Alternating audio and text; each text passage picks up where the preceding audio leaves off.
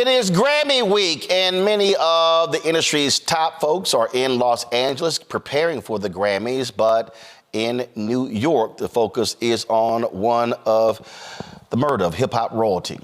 Jam Master Jay of Run-DMC was murdered in his New York studio more than 20 years ago. All of these years, the case has been dormant. Police say they were trying to figure out who did it, who shot and killed him in his Queens, New York recording studio. We've heard a lot of different stuff. People have been throwing out all sorts of conspiracies. They say that he was involved in drugs or he owed people money. It was all kinds of stuff.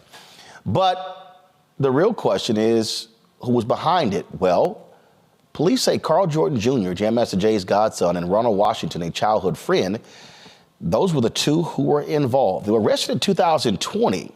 Their murder trial began on Monday in New York. Joining us from LA is journalist Janel Snowden. She's been following this case for years. Janel, glad to have you on the show. This has been one of those stories that has been mind-boggling to people. You hear them talk about Jam Master Jay, how much of a nice guy he was, and how he just went about his business. And so it was shocking and stunning when the news broke that he had been killed. That was October 30th, 2002. Jam Master Jay was gunned down. Can you double check? I'm barely hear you, so double check to make sure you're not muted. Just double check. Nope. Can you hear me now? Yep, I got you. Go ahead. Are we good? All right, control room, are we straight? Is there audio straight? Mic check, 1, 2, 3, 1, 2, 3. Okay, we're good. Go ahead. Okay. Yes. So it was October 30th, 2002, when Jam Master Jay was gunned down in his Queens, New York recording studio. And today marks day 3 of the Jam Master Jay murder trial. Opening statements began Monday with prosecutors arguing that Jam Master Jay's godson, a then 18-year-old Karl Jordan Jr., killed the famed DJ in his Jamaica, Queens recording studio with a single bullet to the head at such close range that it burned his hair and skin. While Jam Master Jay's childhood friend, Ronald Washington, whom Jay was allowing to stay in his family's home just blocks from the recording studio, held a gun to the head of a woman who managed the studio, as the 3 other people present in the very small space were paralyzed by fear. So defense attorneys for the 2 murder suspects argued that their clients were not at the scene of the crime. Karl Jordan Jr.'s attorney claimed that his client was at his then pregnant girlfriend's house at the time of the murder, and Ronald Washington's attorney said it simply didn't make sense for his client to have murdered his friend given that he was offering him shelter. Why bite the hand that feeds you? Washington's attorney argued. But both defense attorneys argued that the prosecution's case is weak as it relies on nearly fuzzy 20-year-old memories and no evidence. So Janel, I'm trying to understand this here, okay? So when Jam Master Jay was shot and killed, was he the only one in the studio, or were there others there? That's what makes this case so perplexing, Roland. There were 5 other people in the studio with Jam Master Jay at the time that he was murdered. There was a woman who was the studio's manager who was in the front, and she was the one that had the gun held to her head while the other gunman shot Jay execution style as he sat on a couch next to a friend of his playing a video game. And then there were 3 other people in the studio, 2 in a vocal booth and 1 unidentified woman who had just stopped by allegedly to have her demo tape played. So for 18 years, this was a cold case. And what made it so perplexing was that you had all of these eyewitnesses, but they were afraid for their lives. No one was cooperating with the police. There were conflicting stories. The police were sent on tons of goose chases. One of the eyewitnesses was put in witness protection temporarily as she began to speak. And then others just gave conflicting reports that kept the case just going in circles for so many years. So it wasn't until August 17th, which happened to be my birthday on 2020, that federal prosecutors indicted these 2 men who were the closest in geographic proximity to Jay. And that's what makes this even crazier, is that all this time you had these 2 men who were sort of right under everyone's noses. One, his godson, Karl Jordan Jr., on the right there, lived directly across the street. And his father was Run-DMC's former tour manager. And then you had Ronald Washington, who lived in Jay's family's home, was sleeping on his couch, and in that family home lived Jay's older sister, Benita, and her children. And so Jay had known both of these men forever. And for these two to be the two men that prosecutors allege are the suspected killers is what has everybody just scratching their heads. Because how is it that it took you 18 years to bring this case home? And the crazier part is that for several years, on the anniversary of Jay's death or on his birthday, Karl Jordan Jr. would pose outside of the famed mural of Jam Master Jay in Hollis, Queens, and he would post on his social media something like, R.I.P. Big Homie. Whereas Ronald Washington was jailed a few years after the murder on unrelated armed robbery charges, and he's been in jail ever since. So, again, so 5 people are present. Do they allege that these individuals who are accused, were they wearing masks? Or if not, so clearly 5 people could identify the 2 shooters. Exactly, Roland. And that is why everyone has been so frustrated with the pace of this case, with the fact that it took 18 years for these charges to have been brought. There are conflicting reports as to whether or not the suspects were wearing masks. However, one of the eyewitnesses earlier on noted to the police that there was an unmistakable neck tattoo that she recognized of one of the killers, that one belonging to Karl Jordan Jr., according to police reports. So these 2 men were very well known by everyone in the recording studio. And that is why this has been such an unfortunate, unsolved hip-hop murder mystery. Because unlike the cases of Biggie and Tupac, which preceded Jam Master Jay's murder, where there were all kinds of webbed allegations of gang involvement and, just dead leads, here you had 5 people present who very clearly saw or recognized the voices of the 2 alleged killers.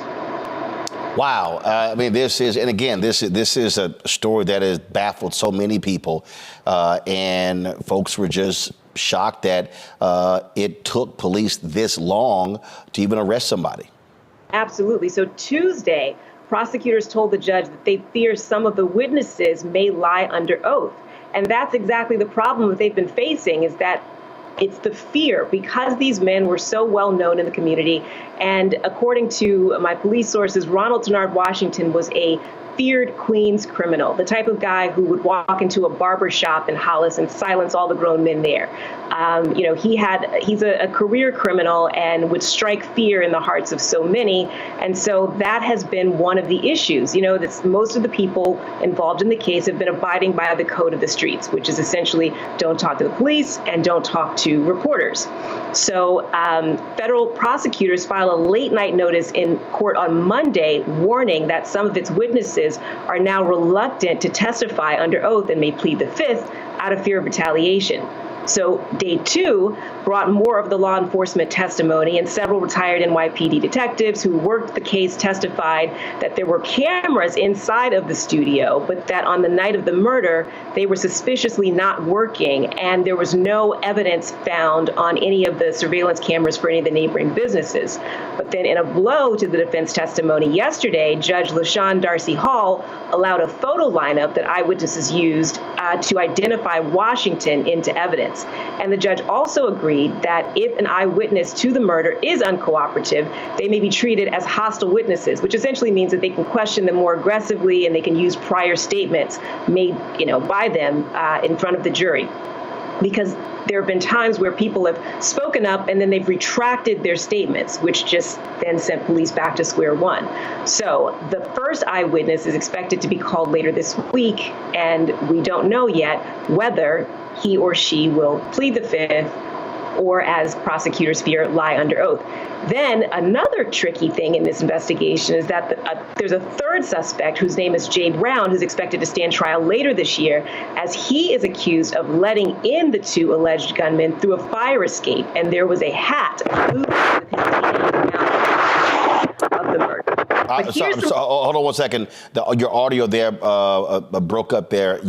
So you said that he allegedly let them in? Yes. So all along there were conflicting reports. Was it one gunman? Was it two? Was it three? So prosecutors are saying that there were two gunmen, but a third man is an accomplice because he let the two gunmen in through a fire escape, because you had to be buzzed into the studio. So this third man, Jay Brown, is supposed to stand trial later this year, and he is a third murder suspect. But here's some of the more interesting backstory. So in the immediate aftermath of Jay's murder, between November 2002 and November 2003, while many reporters were covering the story and the developments in it, there were two of us who were following it most extensively: a veteran investigative reporter and a very smart British gentleman named Frank Owen, and myself. So Frank was working on an investigative piece for Playboy magazine, and I was working on a 5-part investigative series for BET Nightly News.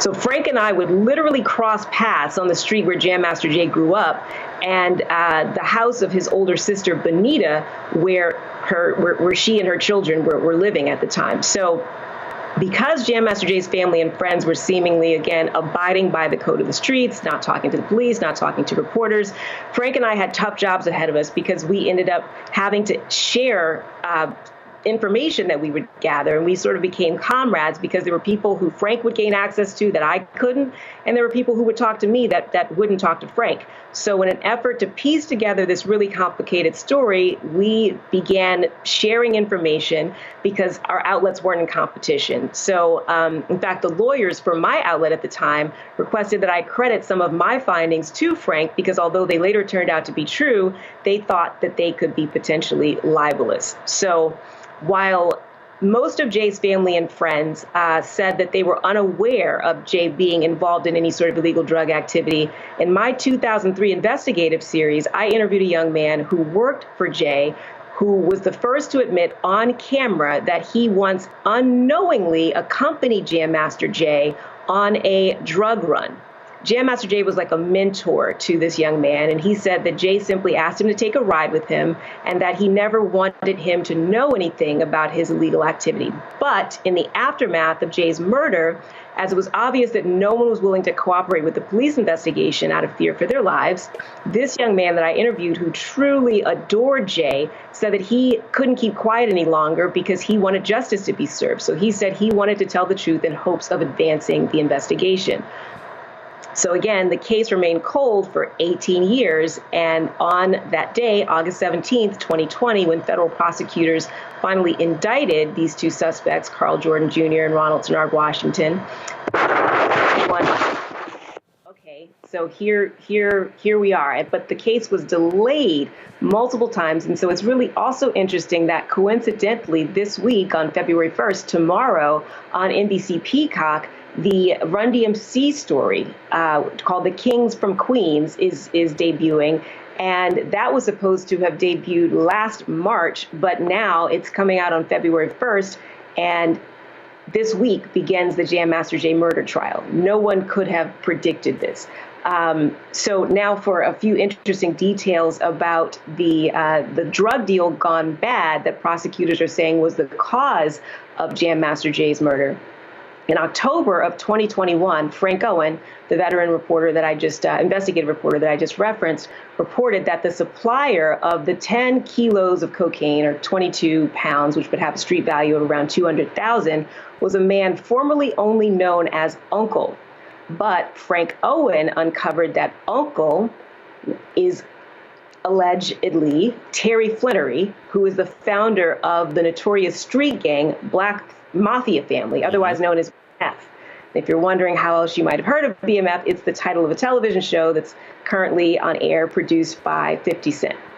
So, Jam Master Jay's murder trial continues this week in Brooklyn, and Karl Jordan Jr. and Ronald Washington face a minimum of 20 years and a maximum of life in prison, and prosecutors have said that they will not seek the death penalty. All right. Well, Janel, we appreciate it, and we'll surely be watching this case and seeing how it all unfolds. All right, folks, my panel, Rebecca Carruthers, Vice President, Fair Election Center out of D.C., Robert Patillo, host, People, Passion, Politics, News and Talk, 1380 WAOK out of Atlanta, Jonquil Neal, trial lawyer with the Jonquil Neal law firm out of Atlanta. Robert, I'll start with you. How hard is it going to be for prosecutors to get convictions in a case that murder that happened 20 years ago and all of these potentially conflicting testimony from witnesses? Well, if it's just a circumstantial case and that it's a case that's based off of non-hard evidence, that's going to be very difficult to have a conviction. Now, I'm assuming that there's no murder weapon, for example. That would be hard evidence that they could connect directly to the crime. As was mentioned, there's no surveillance footage or pictures of the crime scene that would indicate of them particularly being there. If there's not DNA that was found at the scene, whether it be hair samples, clothing fragments, etc. If it's simply a case that is based on eyewitness testimony, which has been conflicting over the course of 2 decades. And as we know, recollections change over time. And as has been indicated, testimony may or may not be accurate, particularly if you have to treat a witness as a hostile witness. It's a very difficult case to prove beyond a reasonable doubt, particularly when you have alibis. So for every witness that will identify these 2 individuals as being there, if they can present other witnesses saying that they were on a different side of town, they were with other individuals, there are people who can testify to where they were at that date and time. It's an incredibly difficult case to prove for a prosecutor, but it's really going to depend on what additional evidence is going to be let in at trial, particularly hard evidence that may be let in at trial. We don't know that at this time, but I don't think the feds would bring this case if it was just a circumstantial evidence case. Jonquil, your assessment. Yes. Well, in these type of cases, you're always going to have conflicting evidence, right? Especially when you're dealing with the drug industry or the drug trade or gangs, anything of that nature. You're always going to have recanting witnesses. You're always going to have witnesses that are going to give conflicting testimony. However, there are certain facts that a prosecutor can point to that, regardless of what all the testimony says, are consistent throughout that entire case, right? And that is what is going to be their focus. Despite the changes in the testimony, despite what physical evidence they have and don't have, amongst all of this testimony, what is consistent? From what I've read, about this case is that there was some DNA left at the scene. I believe there was a hat that was left. One of the co-defendants have been severed. Now, I don't think we know at this time, but it's likely in Georgia that would be known as a potential Bruton issue. And so all defendants have the right to remain silent. And so if he is offering a proffer or is going to testify against one of these co-defendants, that could be the very reason why his case is severed. Furthermore, I also read in this case that there was a photo lineup that was introduced. While memories do change over time, the fact that these witnesses witnessed a murder, that type of traumatic event, you're gonna remember. There may be little idiosyncrasies that witnesses may not remember, but they remember that case. The big pieces of what happened, they remembered. Ms. Snowden talked about that some said that they were gonna plead the fifth. I mean, essentially, you're not entitled to the right to plead the fifth unless you would incriminate yourself. So unless some of these witnesses were involved in a crime or in that crime at the time, I don't know how successful they will be in pleading the fifth. And certainly, I would expect that in any kind of murder trial of this magnitude, that you are going to have to impeach those witnesses. And frankly, going into a trial like that, I would expect all of the witnesses to recant. And lastly, from what I read, there were a girlfriend of, I believe it was Washington. I believe that he bragged about murdering or being involved in the murder of Jam Master Jay on more than 2 occasions. So if you have that girlfriend coming and testify, and I believe Jordan has admitted it as well to someone else, and if you have that person come testify, in addition to all of these witnesses, it appears to be your standard homicide case outside of the passage of time. You know, this is, Rebecca, one of the things that for a lot of people, when people ask, hey, how do these things happen? How is it that these cases go unsolved? but it also what happens when the streets say don't talk, don't say who did what, and this is often one of the problems. You hear the people talk about don't snitch, but then people complain about why you have unsolved crimes. Well, when you have a code that says you don't talk about what happened, that's why cases like this go unsolved for 20 years.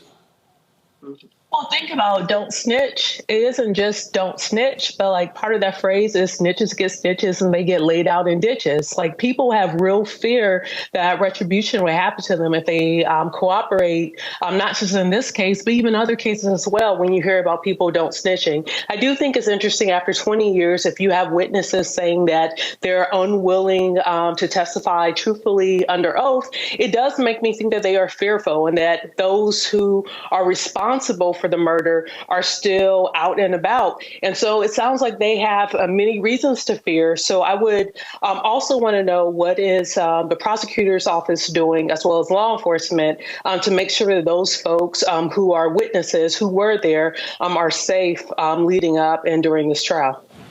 Well, we'll be following again this trial to see how this goes.